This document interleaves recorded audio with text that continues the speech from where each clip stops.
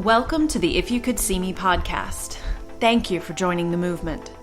I'm your host, Erin Mahone. I'm an author, storyteller, facilitator, and mental health professional. I like to talk about big things, ask difficult questions, and challenge the ways in which we perceive ourselves, one another, and what's possible in the world. On this podcast, I speak to thinkers, makers, feelers, and folks fighting for change. You'll experience entertaining, thought-provoking conversations with people from all walks of life. I believe that mental health is health, and it goes so far beyond conversations about illness, medications, and treatment. Our mental health is essential to living our best lives, and I want to live in a world in which we talk about emotional wellness as easily and frequently as talking about the common cold. We aren't there yet, but I believe we can be. When I set out to create this thing, I had no idea what I was doing. Just that I wanted to share my story and I hoped I wasn't alone. I've discovered that so many people need to find solidarity. They need to know they aren't alone. Well, I'm here to tell you, you are not alone. We can have these difficult conversations in the light of day. We can laugh, joke, and get serious about making change. I've tried to create multiple entry points within this movement, and I hope you will take some time to check out all of our resources and consider sharing your story on our website, ifyoucouldseeme.com. There you can submit your story, find mental health resources, submit ideas or resources yourself, read the stories of other brave warriors, find out about future live events, and invite me to speak or give a workshop in your area. If you're inspired by what we're doing, I hope you'll consider helping out by visiting our Patreon page, patreon.com/ifyoucouldseeme, purchasing my book, rating and reviewing this podcast on iTunes to help people find us, or just send me a message to let me know how this project is impacting you, ways we can improve, and future podcast or blog topics. This was only an idea until amazing people like you joined me in bringing it to life. Enjoy the show.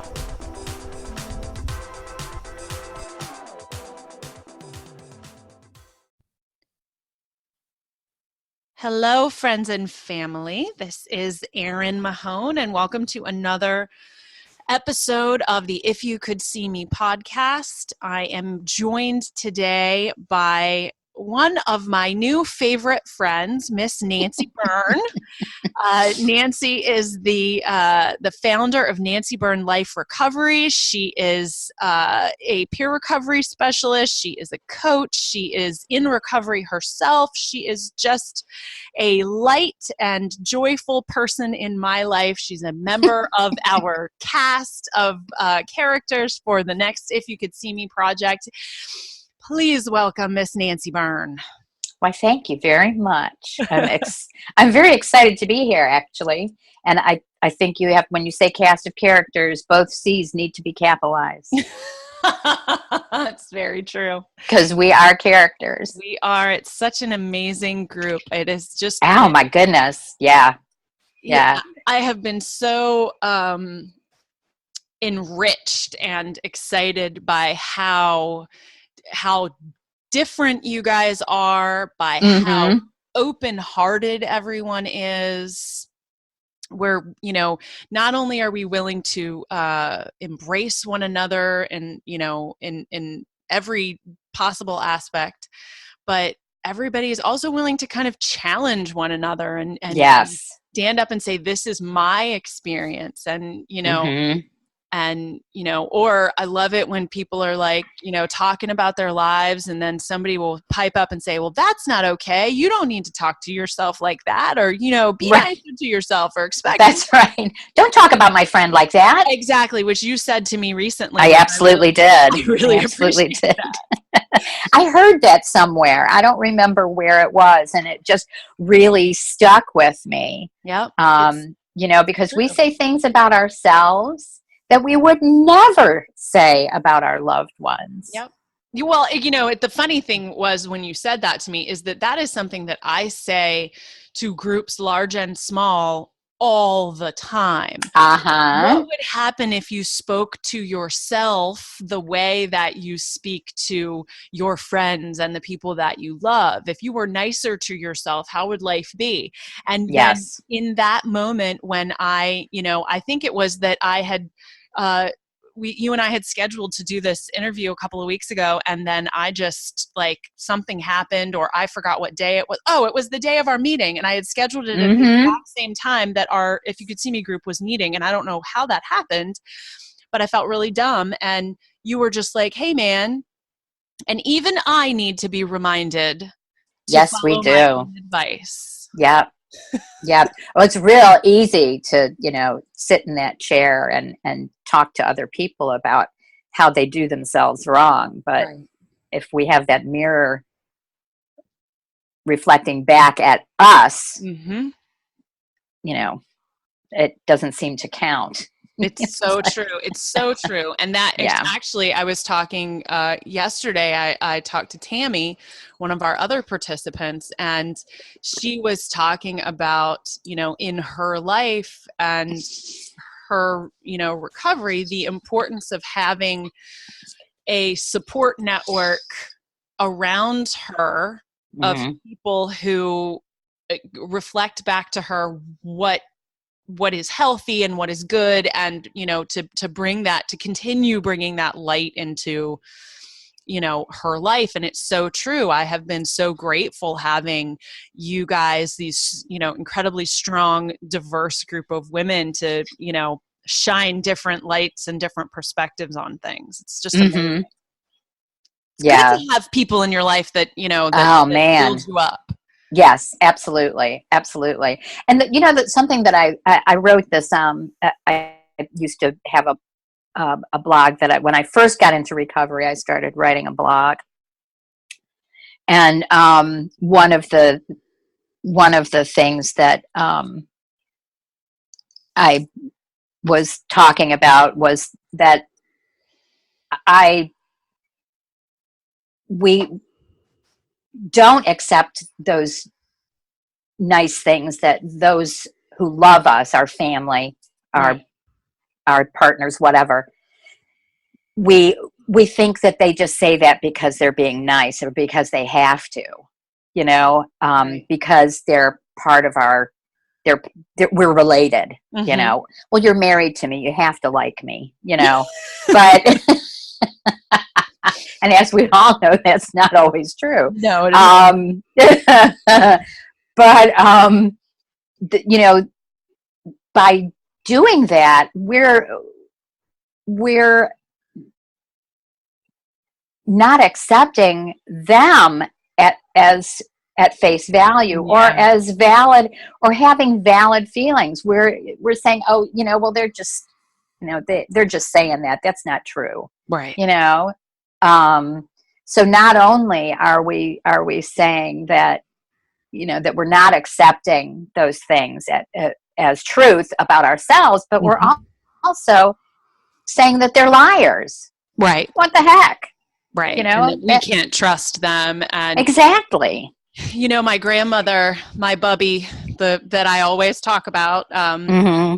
she used to say, she would see you receive a compliment, or she would give you a compliment, or whatever the circumstance would be, and then as women, mostly we tend to not accept compliments particularly Right. well, and say, oh well, oh, This that's, old thing.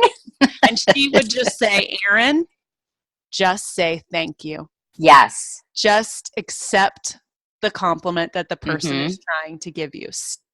But it's really funny because I find that to be in a much more specific way true of when I'm doing a storytelling event and I have folks standing on stage, and when they're done, they receive rousing applause and they run off the stage as if it is the worst possible thing. And I Right. have to push people back on stage and say, no, Uh-huh. They are appreciating you, and you need to accept Drink it up. stand there and with your body and your smile say thank you. Absolutely. Absolutely.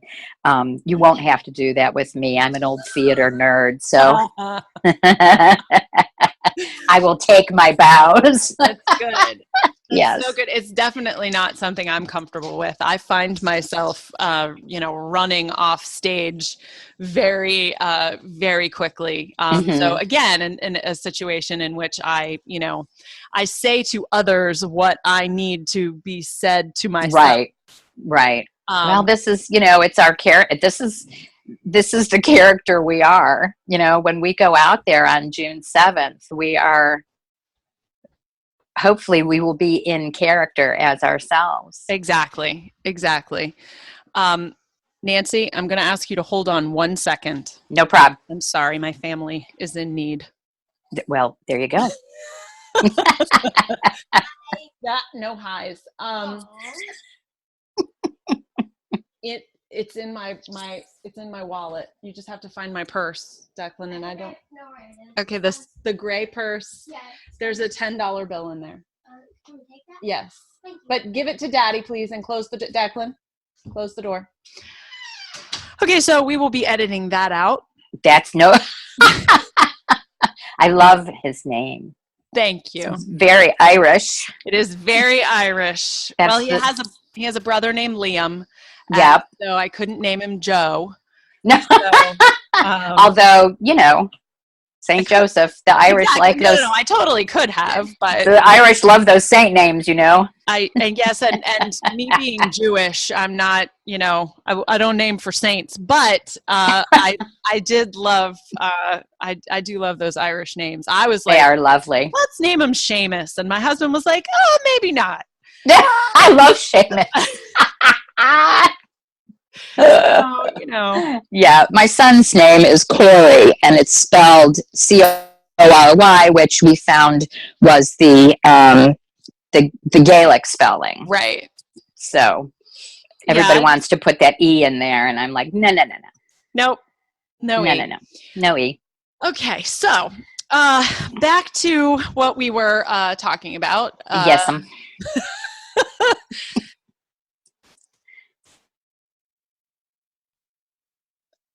Okay, so I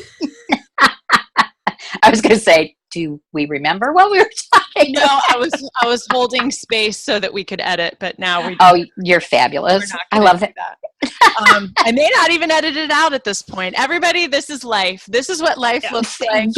For real. When you are a person in the world trying to make a thing. And actually, you know what, Nanci, I want to go back to what we were talking about because I think I have just decided I'm not going to edit that out. But nice. I'm excited about that. I think that like you always say, life is messy. Yes, it is.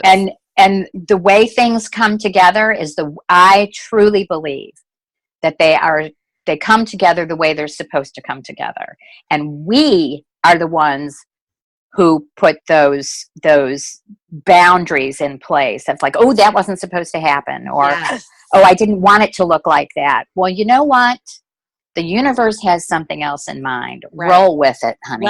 Let go of those really restrictive expectations. Well, that's what we were talking about before we pushed record, which was, the idea that we were talking about if this were video, it would be so much more complicated. And if it were, if we were trying to, we're recording remotely and, we're both sitting in our spaces in our respective, schlubby at-home Sunday condition. Right. Wet hair, no makeup type of situation. Right. And, I had to hold off for 5 minutes to make sure that my family had what they needed so that they can go to the pool. And it didn't even work that they didn't end up needing me. So, the idea that I came to the realization at some point, I used to be a perfectionist and think that, oh, it's got to be just so in order to release a thing into the world. And when I just said, look, this is what I have.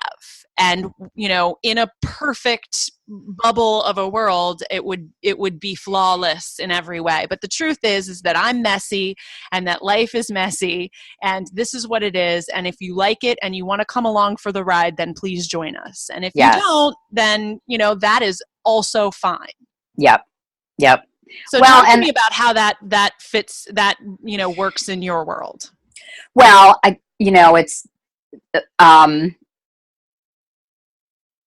don't think that I ever thought I was good enough. We all suffer from that. I think we all do. Yes. I've not met anyone who doesn't. Even someone who walks around with all puffed up and talking about how wonderful they are, they're usually coming from a place where they really don't believe it. Right. But also we're the ones who put those ideas of perfection, of what perfection is, in place. And I think that we do that because first of all, we don't think that what we produce or what we present to the world, whether it's just going out without makeup or going on stage to do something, we don't think that people are going to like us or accept that as good enough. And so we keep editing and fixing and taking another, for me, it's like take another class, get another certification, get another this, do that. And it's like, come the fuck on, just do it.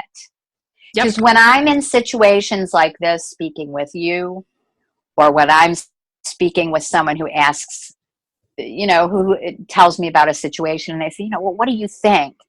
I hear myself and I hear someone that I would trust. Yes.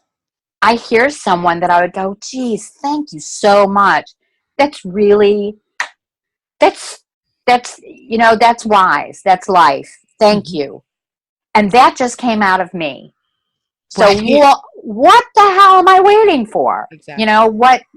Who's blessed? Am I waiting for the Pope to put his hand on my head? Because that ain't going to happen. Right. I'm waiting for my own blessing. Yes. And that is the ultimate truth is, the only person that can give you permission to be fully yourself is you. Exactly. Because I got, honestly, so many people around me accept me just the way that I am. Yes. And love you and think you're amazing. Yes. I know. And, it's just, it's humbling. But I also, just because we have humility doesn't mean we have to think less of ourselves. Exactly. Yeah. That's the idea that people have of humility, that if we accept the fact that people think that we're amazing, then we're being egotistical. That's not always true. Sometimes it is. Right. Sure. That does happen. But what is the happy medium? Why have we taught and perpetuated in our culture? I mean, I'm sure it exists in other cultures, but this is the only culture that I, was raised in and, have developed my worldview in. But why are we taught that it's a zero-sum game? Either you love yourself, and if you love yourself, then you are conceited and arrogant, and or you completely, have to eviscerate yourself in every possible circumstance and, and not like yourself and think you leave so much to be, where is that middle ground? I don't know. I work on standing in that space all the time, on a daily, no matter what it is that I'm doing. And I think that's part of trying to be aware and be in the moment. I can't tell you where anybody else in our culture got that idea, but I can tell you where I got the idea. My mother, that was, we were raised to not say nice things about ourselves. Right. We were raised to be self-deprecating. You know, you talk about people having self-deprecating humor. Fuck that. You know, it's okay to if you're trying to be humorous, and that's the space that you're in at that time. Mm-hmm. But honestly, don't tear yourself down, because pretty soon people will start to believe that. Exactly.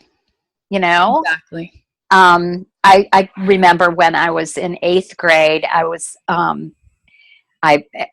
in our school play, and I guess in order to encourage equity, we had 2 casts.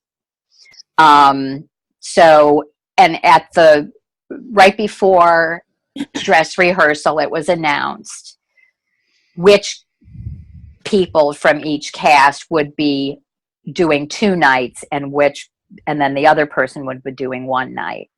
And it was just based on how prepared or whatever, the individual was. So,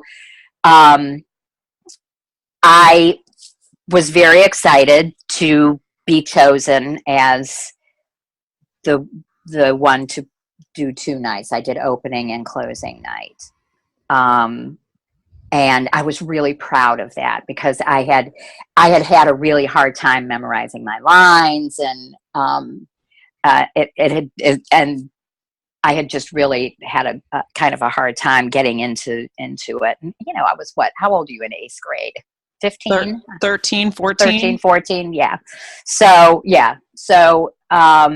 and it was my first play, and, it was, so I was really excited, and I was leaning out my bedroom window when a neighbor was asking how the play was going, and, oh, it's going to be opening soon. Are you ready? And I told them how, this all had worked out. And I said, and they picked me to do 2 nights. So I'm really excited. And I may have said, that they picked the ones who they thought were better, or, more ready, or whatever. I'm Right. sure that I did something like that. Right. And I came back inside, and my mom said, "That's bragging. You should never brag. Don't brag about that. That's not nice." Oy. Yeah, Okay. exactly. So, and I felt terrible. Right. I felt like, oh my gosh, oh, that's awful. I was bragging. I'm a terrible person. Right. It's really funny, because I do think, in an effort to teach our children humility, we impart shame as the other side of that coin. Instead of saying, "Hey, Nancy, just be conscious of, in an effort to, to share your good news, that you're not, tromping on anybody else," or exactly, exactly. We don't have to sort of put those feelings of judgment on ourselves and other people. We don't have to feel shame while we are saying, "Hey, I did a good thing that I'm proud of." Exactly. I worked hard and things went my way. Yeah. And what's really funny is that I very rarely spoke of those things. This was one of the first times that I, allowed myself to kind of toot my own horn. And isn't it amazing? And I got kicked in the teeth. Yes. It's so incredible. I'm going to tell you a very quick story about a thing that I cannot figure out in my life. I was in 3rd grade. I was 9 years old. Mm-hmm. And this is the smallest thing in the world. And somehow it has stuck in. I think about it almost every day. Wow. Someone would say I would probably need, to talk about this in therapy. But when I was in 3rd grade, I was 9 years old. I I don't think that I was someone who like spoke up a lot. I was often the new kid, as were you, and we moved back and forth a lot. And I oh, this is weird. The Zoom is talking to me. Okay. Oh. And telling me that we have 10 minutes left. Hold on a second. Okay, What? so no, it's fine. I'm gonna fix it. But anyway, okay, so that part I will edit out. When I was in third grade, I one day I was sitting in class, and normally, if I needed something from the teacher, I would like very quietly like find a way, and I would make myself like wait. If I had to, go to the bathroom or something, I would like sit quietly and wait. And so this one day I raised my hand in class and I said, "Can I please go to the bathroom?" And this teacher shot me down in the most like, "No, you may not." And, in just this very sort of aggressive, judgy, shamey, yucky feeling way. And it had taken a lot in that moment for me to express my needs in that, in that space. And to be reacted to in that way as a not very sensitive, overly sensitive 9-year-old girl, person, because there are sensitive people. Yes. I took that as an important lesson. That I pulled up my need to express my needs, to ask for what I needed. I did that, and then I was immediately shut down. Yes, and shamed for having a need, and shamed and for voicing that that concern or that need. And it was like, it's obviously, I'm 40 years old. That was 31 years ago. That was 1987, Nanci. Right. And right. somehow I know. I still think about that on a regular basis, that we have to be so guarded in our lives and protect ourselves. And so when you said that, when you said that, it just made me think of that story, which honestly I don't think I've ever told anyone. Wow. So. Yeah, and that's something that is so amazing to me, is that we do assimilate these things in our childhood, and we don't. Here I am, a 60-year-old woman, and I can say that I didn't even know that was part of my, of what I've let myself think about myself for all these years. And part of that is because it hurt. Those things hurt. And so we, as a recovering alcoholic, one of the things that I did was to not feel the feels was, I drank. And I was the clown, and I did all of those. I put on all of those costumes that I felt would keep me safe and keep me numb from feeling those things. Right. And, like you talking about this, that's you assimilated that belief that your needs are not valid and you have no right to speak them out loud. And you have let yourself hold that as part of your truth all these years. But now, because you are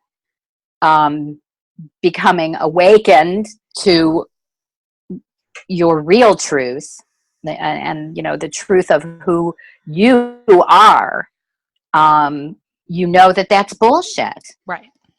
It's absolute bullshit. Now, it's been however many years, 30 some years. So it's going to take a while for you to assimilate your new truth. That's the thing that I have a hard time with, is that, you want it all to happen. Oh, I'm evolved. I'm woke. Damn it. I know this is true. And, I know that this is it took me 50 some years to finally realize that some of that stuff was garbage. Right. Now, I understand I don't have another 50 years to make that part of my, part of how I step into the day. But I also don't think that if I work that truth on a daily basis, it won't take me 50 years. Right. Once you get there, maybe the timeline is faster. I do think so. But I think it takes a lot of reminding. But I also think that when we're children, we are such sponges, that we just suck up all of that stuff. I mean, they're our parents. They're supposed to know. Right.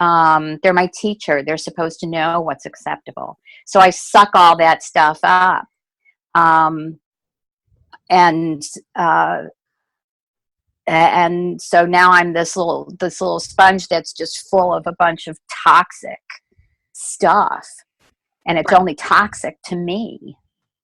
Oh, that is so powerful, because so often we're, especially when we're sensitive, when we are, as you and I are, and as so many people are, and often we're the only people in our families who are this way. Yeah. And so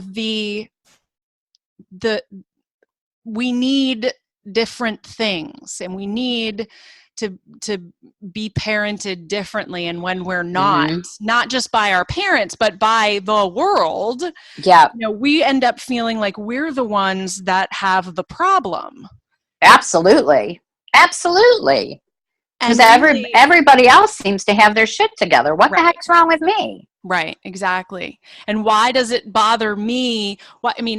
Another child may have been in that experience that I was in, or that you were in, and it would have just rolled off their back.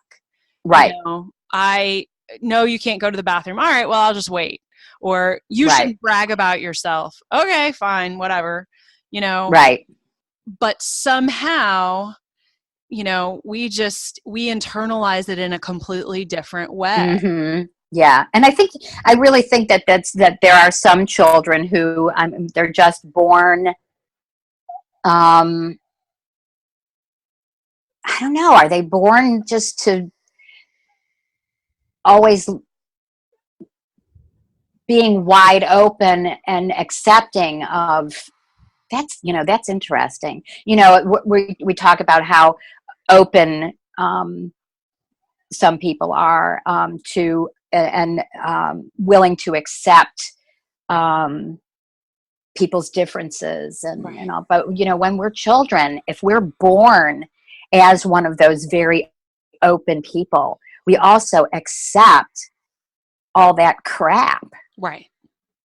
You absorb all of it. It's it's that emotional porosity. I remember. Oh yes, what a great term. Well, the first time I ever heard that term, I heard it from a therapist. I walked in and I sat down and I sat on her couch for however long, and she just looked at me. She said, "Erin, you are very emotionally porous," which means you're like a sponge or like a terracotta pot. Yes. And I just thought, yes. And it's you know that about yourself, but when someone puts it into those terms, and then you realize you have to learn how to protect yourself. You have to become semi-permeable. Right. Yes, exactly.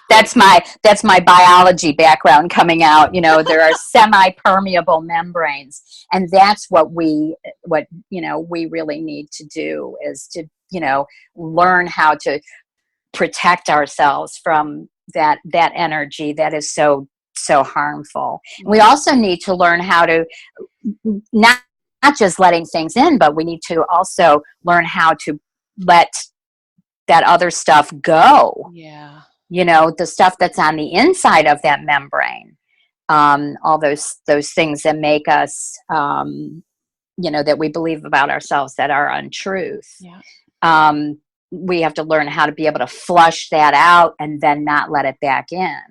Well, and flush it out. That is so interesting because, I think about the ways in which we flush those bad feelings out, and what we have embarked on, you and I, and, all the many people doing the same kinds of work that we're doing, is the ways in which we flush that out without it being toxic. Yeah. Because the ways, the negative and self-destructive behavior and thinking that I used to engage in, and the addictive behavior that you used to engage in, those are the same. It's the same act. It's trying to flush out all of that, negative, harmful stuff that we carry around within us. We're doing the same thing as what we're doing now. We're just doing it in a way that doesn't harm other people in the process, and we're not harming ourselves. Right, exactly. And it, the drinking never made all that pain go away. Right. It was just a temporary fix. Yeah, it just kind of drowned it out for a while. Right. Yeah,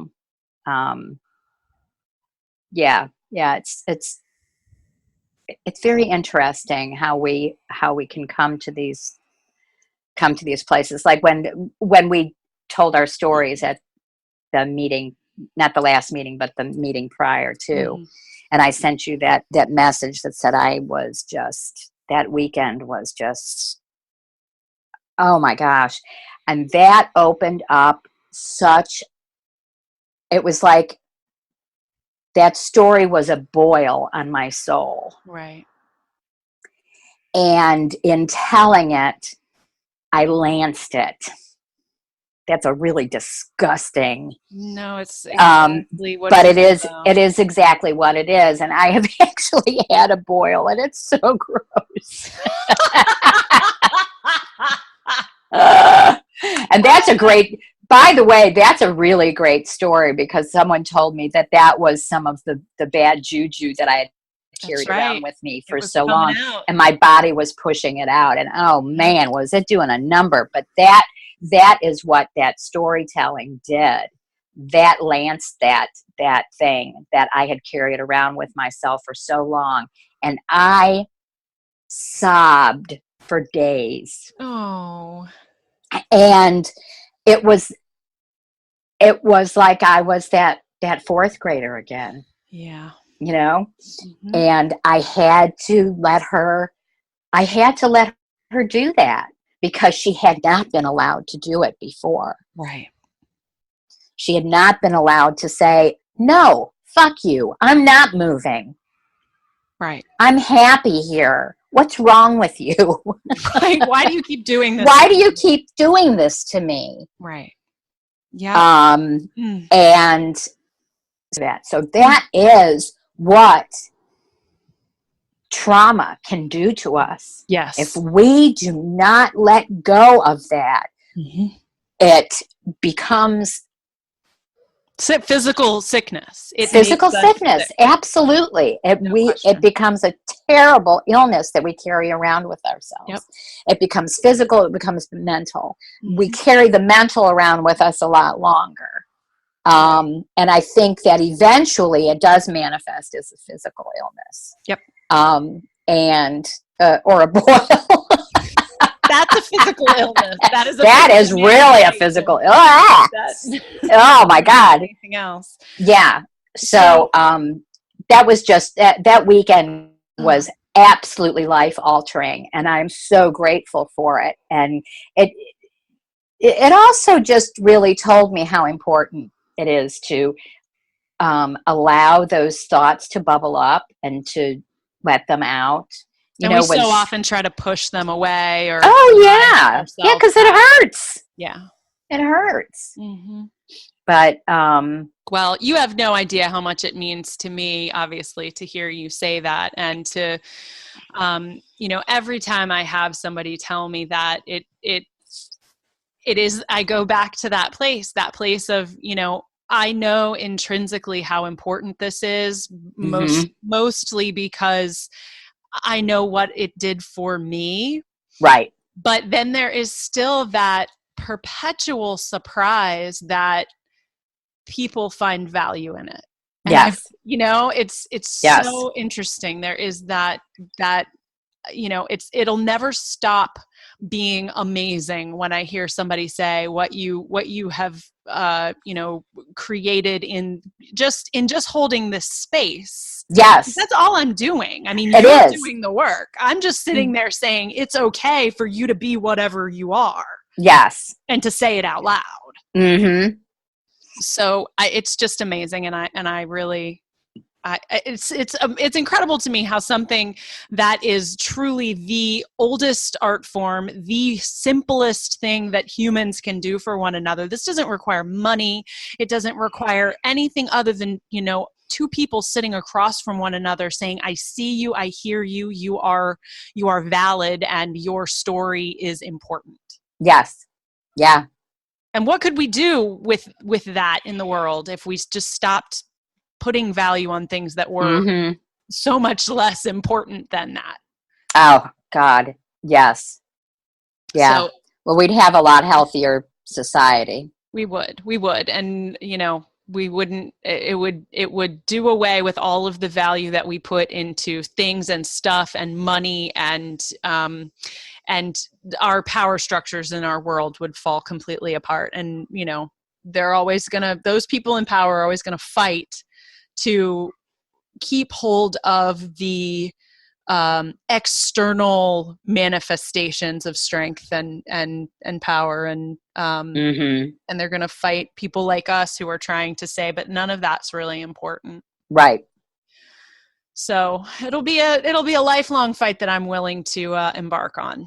Yeah. Yeah. Me too. Me too. I really want to be. These are the kinds of things that I want to be my work. Right.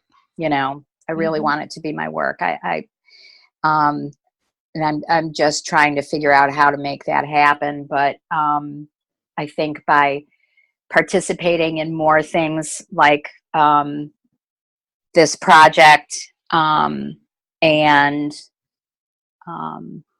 just putting myself out there as a safe space for others. Yep.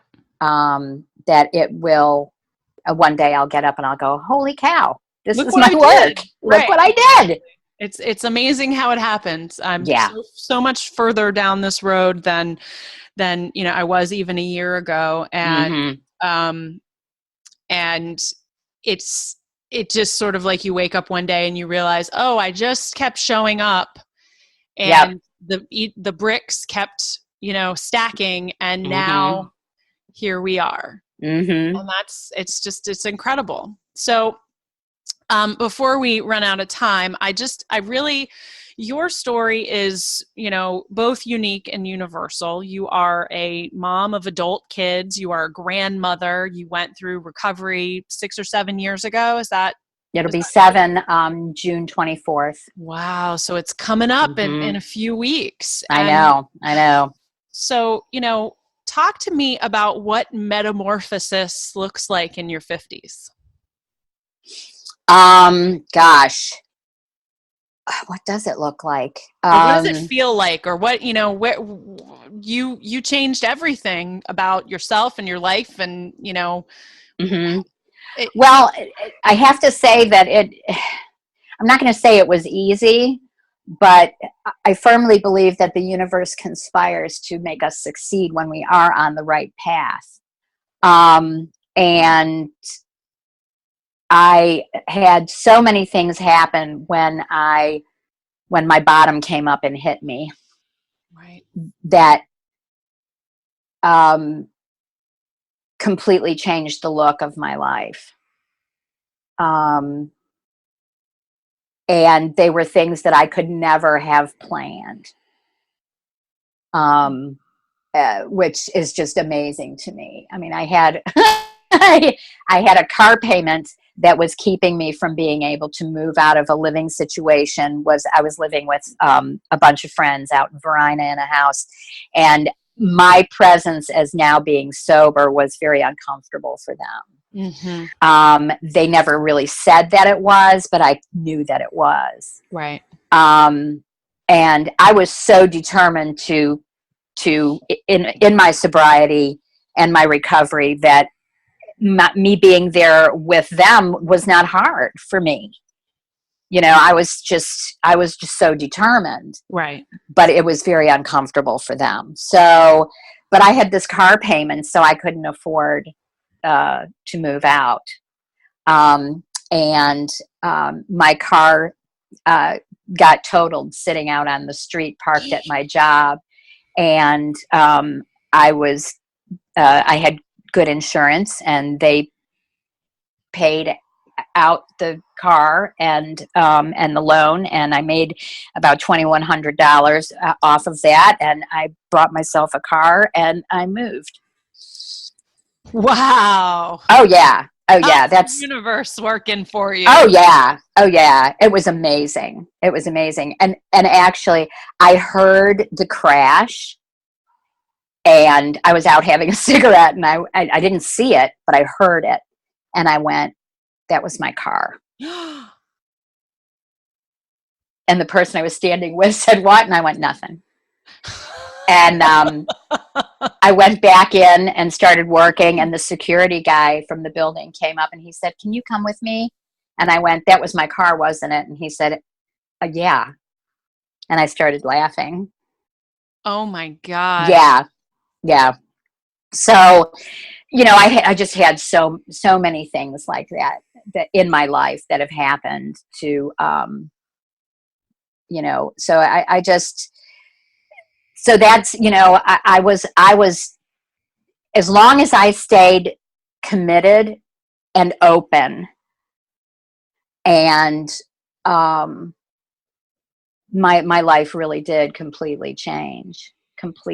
My relationship with my kids completely changed. My daughter is a very old soul, and she mothered me for years. Mm-hmm. She worried over me. And I think I was about 3 years into my sobriety, and we finally got to the point where those roles switched again, and I was allowed to mother her. She allowed me to be her mom. And that was freaking huge. That is huge. Not only did she trust me for the first time in a really long time to have that role in her life, but I also trusted myself to claim that role again. And that was big.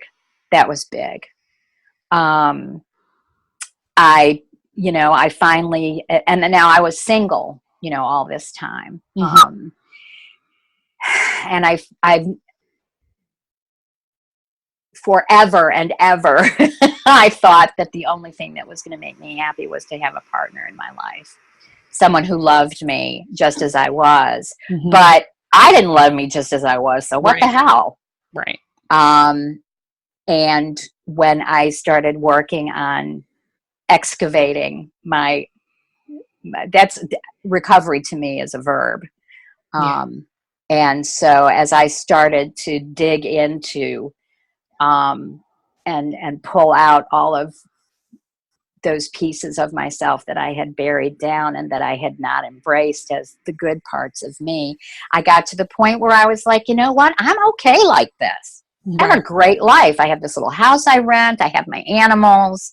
I have my family. I have my job. You know, this is good. And, I met, I met my soulmate, he's my lobster. Your I, lobster. yeah, it's from an episode of Friends. Lobsters mate for life. So, I gotcha. Okay. yeah. So, just as I was taking all of my profiles off of all of those free matchmaking, bubby.com, it really should be.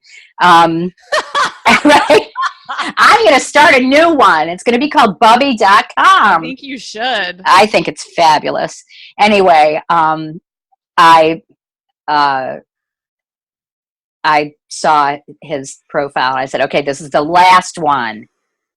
And it absolutely was the last one. Wow. Yeah. And so we got married it'll be 4 years in August. And life is really good. And I'm always trying to make it better. But, I am living proof that it doesn't matter how old you are or what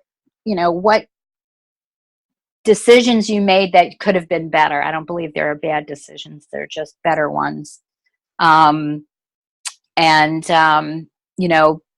Roads that I went down that I always eventually got back on the right one because I believed it was there. Right. Oh, that's such an amazing story, Nanci, as what you said about your daughter. Oh God, that was huge. Really hit home with me. Well, because I am in her situation in my own life, and my mother lives with bipolar disorder, and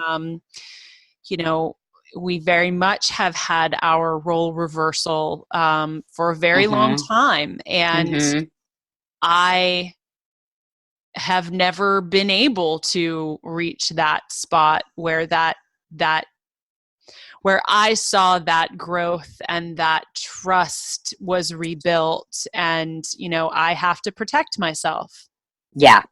From my mother, and she doesn't intend it to be that way. I know. Oh, absolutely not. I know that she loves me. I know that she wishes that our relationship was different, but I just, would dream about a moment in which, that could be the case for us. So, and I know how hard that must have been for her.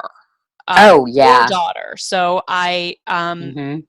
you must have done the work, we both did. We both did. We had a big fight, huge fight. And we went to see her therapist together. And just the two of us just boo-hooed. Right. And that really made a big difference, right. And so she finally was allowed to be the little one again, and that was huge. And we fall off that wagon from time to time. Old behaviors, of course, sneak back in. That monkey is always there. Yeah. Of course. Always. But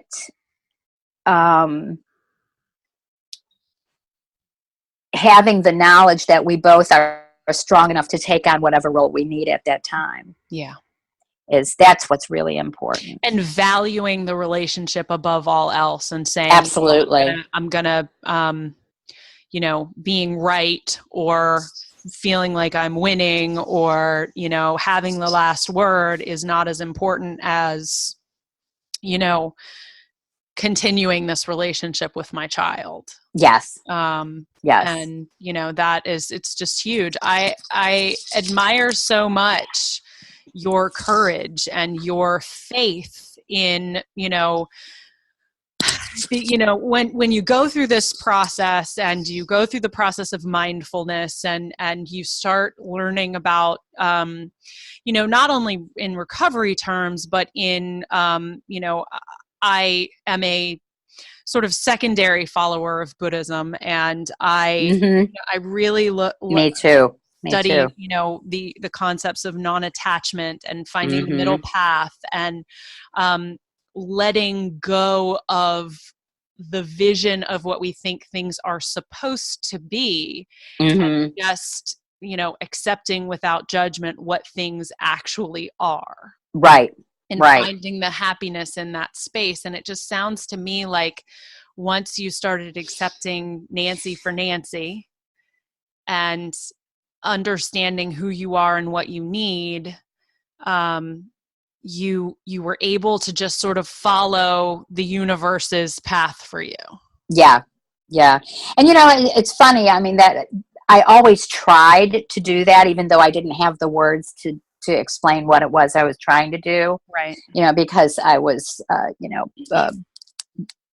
started out as Catholic, then was a Baptist, born again Bible thumper. And then, and that works for a lot of people, and that's awesome. Whatever works for you. Whatever Even if works. you're not hurting anybody else. Exactly. But, I always had that sense of knowing that I know the right thing is there for me. I know that the right path is there for me, and someone's going to let me know where it is if I get off track. Right. But I didn't know, I had no words to explain it, and I still really don't. It's just a knowing. It's just a knowing. I think that's so much, honestly, about why I like to have these conversations, because mm-hmm. there is that sort of ineffable quality about all of this. This you can't just necessarily describe it. So the more people you talk to, the more perspectives you get, the more interactions you have, the better you understand the thing that you can't put words to. Exactly. When I first started going to therapy and was diagnosed with, as having depression, one of the first things they always ask you is, have you ever thought of hurting yourself or killing yourself? And my answer until a few years ago was always no. I mean, like, no. Right. And they would say, well, why not? And I would say, because I know it can't always be this way. Right. It's got to get better, doesn't it? Mm-hmm. But then when I stopped, when I got sober, I also stopped taking my meds. Uh-oh. And I went into one of those downward spirals that, people with depression, it happens. And I didn't have the bottle to turn to. Right. And that's the first time I ever thought, this is just too hard. Mm-hmm. This is too hard. But a friend of mine and my kids both said, you need to go see somebody and get some medication. You just really do, because mm-hmm. this is, we don't want this. We can't watch this right. happen to you, and you don't want it to happen. So I did. And so that's, I'm a firm believer in better living through pharmaceuticals. You know what? We were talking about earlier, that sort of, whatever the thing is that allows you to take in the good and, let out the bad in a yes. in a positive way. And to not absorb all of everybody's everything all the time. I was yes. not able to understand how to do those things in a healthy way until I was on the right medication. Yes. That doesn't necessarily mean that that's true for everybody, but for right. me, I didn't have the capacity to get out of my own head enough to see the rest of the world and what was yes. possible. I had to have that. Yes. Yes. And I will forever be grateful. Right. For whoever learned about that stuff. Right. And put it in a little tablet. And then, you add to your toolbox. That's another thing that Tammy and I talked about yesterday, is just, you mm-hmm. know what? get your meds, get your therapy, get your whatever it is that that is that first step, and then build your toolbox of coping and all of that on top of that. Yes. Not one or the other. It's everything and all. It's, do yoga, meditate, talk to the trees, pray, whatever you need to do to be healthy is what you need to do. And it doesn't matter what anybody else says. Right. Exactly. So tell us where we can find you and how people can get in touch with you if they want to talk more about their own lives and their own experiences with Nanci Burn. Oh, absolutely. My website, which will be going through a complete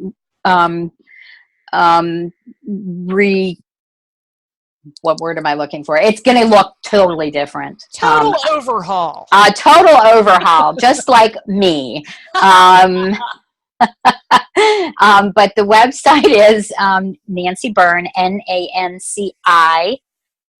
NanciBurn, liferecovery.com, all spelled together. I am accepting coaching clients. You don't have to be in recovery, but I will tell you that my belief is that we are all in recovery from something. I totally agree with that. There's nobody that I talk to that isn't responding to some kind of life trauma or absolutely negative experience or changing the way they see themselves and what's possible in their lives. Absolutely. And recovery is a verb, so be ready to work. Awesome. I'm not there. I'm not here to tell you what you're supposed to do. I'm just here to walk with you while you find it, because we all know what we need. Yes. We just have to trust that. We have to trust that knowledge and trust ourselves enough to use it. Amazing. And that's what I do. I think you are amazing, and I am so grateful. I have no idea how we ended up crossing paths with one another. I feel like it was Boss Babes on Facebook. It was Boss Babes, and you were looking for one or two more people to participate in this event. That's in June. right. And you reached out to me, and I did. Book. And it was one of those days where I was feeling like I need to get out there. I need to do something. And I saw your post and I was like, what the hell? I love being in front of people. I do. I love it. Very good at it. I love it. I love to make people laugh. I like to share what I know and what I don't know. And maybe someday I'll even sing publicly again. Yeah, I love to sing. Oh my goodness. So it just looked like a good idea. And when you said okay, I was like, really? Cool. Okay. Come on. Let's come on. And this very same day, I volunteered to participate in a fashion show, which is really bizarre. Wow, so you really put yourself out there. I did, and I've been sucking my thumb ever since. So no, that's not true. Awesome. Well, Nanci, thank you so much for your time today, for your participation in the If You Could See Me project, for the work that you are doing, for the work that you have done for yourself. You definitely make the world a brighter, happier, more vibrant place. And I really am grateful to have had the opportunity to get to know you. And I hope that our friendship continues to grow. I absolutely hope so too. Awesome. I really do. I think that we've met each other for many more reasons. I totally agree with that. So, and thank you for giving us all this place, this space to shine. Oh, well, it's my pleasure. It's without you guys, it's just me sitting in a room by myself, and that's weird. So we need each other in this process. All right. They put you away for talking to yourself. Well, I think at this point the cat's out of the bag, and pretty much right, right. Okay, we'll give her a little leeway. We know she talks to herself. We know who she is. Right. It has a little bit more impact when other people are involved in the process. It does indeed. So anyway, all right. Well, thank you so much, and you.